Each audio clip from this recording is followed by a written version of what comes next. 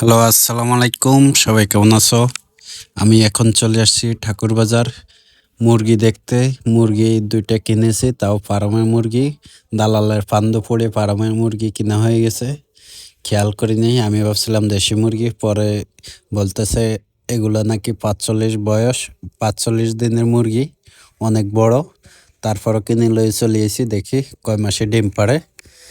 তারপরে বাজারটা ঘুরে দেখতেছি, আপনাদেরকেও দেখাচ্ছি ঠাকুরবাজারে কি কি উঠে, প্রতি শুক্রবারে কি কি বাজারে আছে না আছে সবকিছু আপনারা দেখতে পারবেন। আর বাজারে অনেক যানজট, ভিতরে ঢুকান যায় না।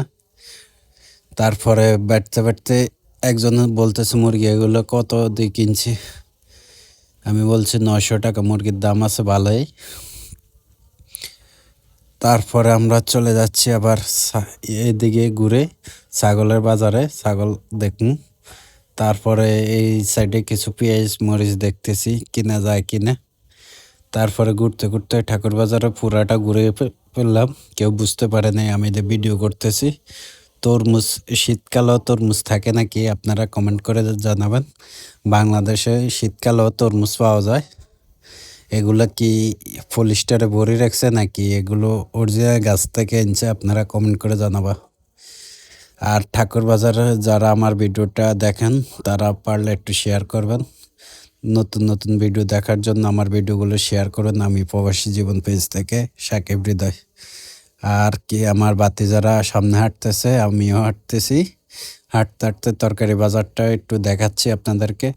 এখান থেকে বেড়ে যাবো ছাগলের বাজারে ছাগল দেখতে। এতে লাল শাক আছে, কোমা শাক আছে, বিভিন্ন রকমের শাক আছে। এই সাইডে আছে মুরগি। তারপরে গাড়ির মধ্যে আছে দইনা, ডিম, টমাটো, প্রচুর পরিমাণ টমাটো। চলে আসছি ছাগলের বাজারে। এই সাইডে আসি দেখি গাড়ির জাম, অটোরিক্সা এত পরিমাণ জাম লাগিয়ে রয়েছে যে যাওয়া যায় না। একটু জাতি যদি কোনো রকমের ঠেলিমেলি যাইতাম নিয়েছি বাতি জায়গাটা লই ছাগলের বাজারে। ছাগল একটু দেখবো। আর ছাগলের রিলসটা তো মনে হয় আগে দিয়ে দিছি, আপনারা ভিডিওটা দেখছেন। তারপরের ভিডিওটা দেখুন। ছাগল দেখতেছে, ছাগলের দাম অনেক আগুন। এক এক ছাগলের দাম নাকি ২১,০০০, ১৬,০০০, ১৫,০০০। এই জায়গা যা আছে অরিজিনালি সব বিহারি। ওই সাইডে কোনো লোক নাই। ছাগলের ইয়াটা অনেক সুন্দর লাগছে, বাজারটা তারফল দিয়ে অনেক বাজার করছে। দামটা অনেক হাই হয়ে গেছে, তাই ছাগলও কিনে নিই। তাই চলে গেলাম, আস্তে আস্তে বাড়িতে চলে যাবো। ছাগলের দাম শুনে মাথা ঘুরে গেছে। আল্লাহ হাফেজ।